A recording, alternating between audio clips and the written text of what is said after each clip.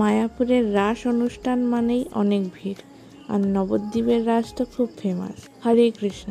আজকে দামোদর মাসের লাস্ট দিন এবং ভীষ্ম পঞ্চকেরও লাস্ট দিন। আজকে পূর্ণিমা এবং রাস যাত্রা।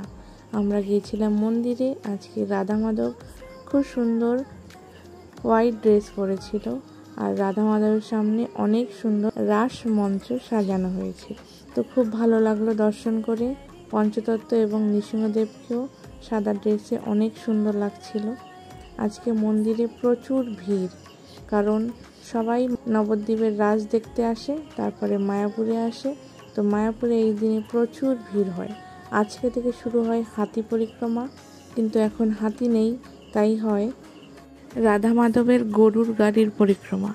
এই গরুর গাড়ির পরিক্রমা দোল পর্যন্ত চলে। তো পরের পার্টে আমরা দেখব আজকে কি কি করলাম। হরে কৃষ্ণ।